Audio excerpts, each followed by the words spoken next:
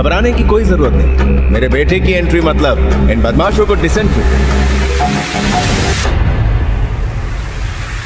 खुद को समझता क्या?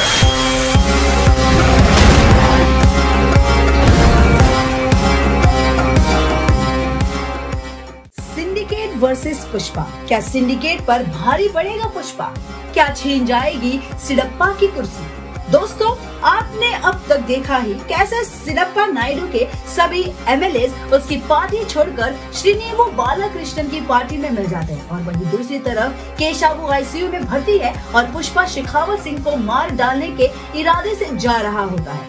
भंवर सिंह के ऑफिस पर पहुंचते ही वो पाता है कि सिंडिकेट के सारे मेंबर्स भंवर सिंह से मिल चुके हैं और उन्होंने ही केशवा की किडनैपिंग में उसका साथ दिया था। साथ ही सारे लाल चंदन की लकड़ियां भी उन्हीं लोगों ने भंवर सिंह को राजी खुशी दिए थे। पुष्पा और सिंडिकेट मेंबर्स के बीच घमासान लड़ाई होती है। अब आगे मंगलम श्रीनु पुष्पा का गला पीछे से अपने बाजुओं में कसने लगता है और तभी आगे से भंवर सिंह पुष्पा पर लात घूंसे बरसाने लगता है। तभी वहाँ चेन्नई मुरुगन के आदमी आते हैं और शेखावत सिंह और मंगलम श्रीनु के आदमियों पर बरस पड़ते हैं। शेखावत सिंह और पुष्पा एक बार फिर आमने सामने थे, लेकिन शेखावत सिंह इस बार पहले वाली गलती नहीं करने वाला था। वो गन उठाता है और पुष्पा पर फायर कर देता है, पर पुष्पा उसके फायर्स को डॉज करते हुए पुलिस की लाठी उसी के हाथ के ऊपर चला देता है, जिससे कि शेखावत सिंह के हाथ से वो गन छूट जाती है। फिर पुष्पा भंवर सिंह को मारने दौड़ता है और फाइट करते करते वो अब पुलिस स्टेशन के बाहर आ चुके थे।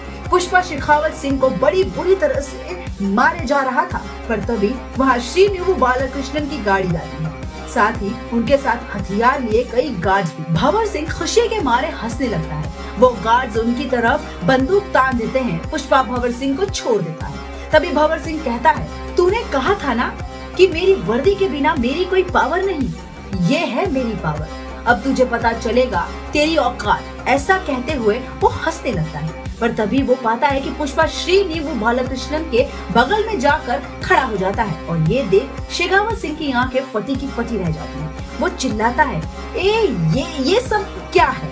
और वो समझ जाता है कि श्रीनिवु बालाकृष्णन पुष्पा की साइड है। वो गुस्से में श्रीनिवु बालाकृष्णन की तरफ लपकता है, तभी उसके गार्ड्स उस पर बंदूक तान देते हैं और बेचारा शेखावत सिंह डरते हुए पीछे हो जाता है। वो जमीन पर घुटनों के बल लटपट बैठा था।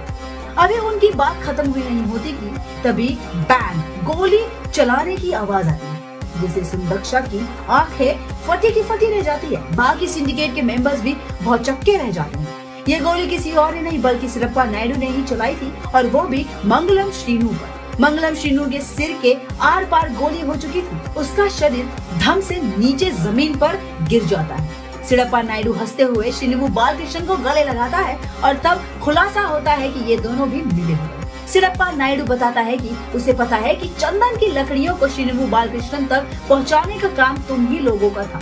मुझे धोखा देकर पुष्पा से बदला लेने और सिंडिकेट से हटाने का प्लान भी तुम ही लोगों का था, पर शायद तुम लोगों को ये नहीं पता था कि ये सारी चाल हमारी थी। सिडप्पा नायडू बताता है उनकी सोच हमेशा तस्करी और इन्हीं सब चीजों में रही।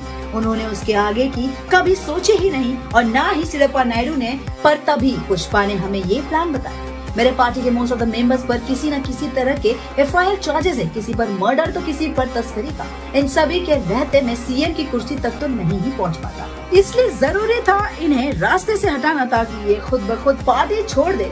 शेखावत सिंह और बाकी लोग काफी हैरान थे, आखिर पुष्पा ने ये सब कब किया और वो श्रीनिवु बालाकृष्णन और सिडप्पा नायडू से कब मिला? वो तो श्रीवल्ली के साथ घूमने गया था। तब पुष्पा बताता है कि पुष्पा काम और पर्सनल लाइफ दोनों को मेंटेन करके चलता है। पहले भी तस्करी के साथ साथ ही पुष्पा ने श्रीवल्ली से प्यार किया था और इधर भी इस बार भी वो श्रीवल्ली के साथ न सिर्फ घूमने निकला था, पर घूमने के बहाने वो चेन्नई से मुरुगन से मिलने गया था ताकि वो पूरा माजरा समझ सके। वो सीएम से भी मिला, पर सीएम से मिलकर उसे यही लगा कि वो सीएम एक ना एक दिन पलटी मारेगा और सिंडिकेट को बर्बाद करके पूरा माल हथियाने की कोशिश जरूर करेगा, और इसके वास्ते उसने ये प्लान बनाया।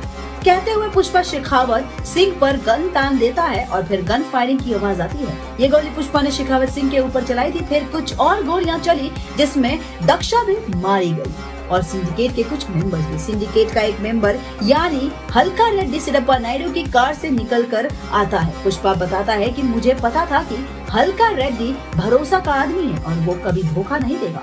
आज से सिंडिकेट का सारा काम यही संभालेगा और सारे सिंडिकेट की डीलिंग पुष्पा करेगा। और कुछ इस तरह पुष्पा अपने सभी दुश्मनों को हराते हुए सिंडिकेट का किंग पिन बन गया। आपको ये स्टोरी कैसी लगी ये हमें कमेंट सेक्शन में जरूर बताइएगा और ऐसी ही कहानियां सुनने के लिए देखते रहिए बॉलीग्राड स्टूडियो।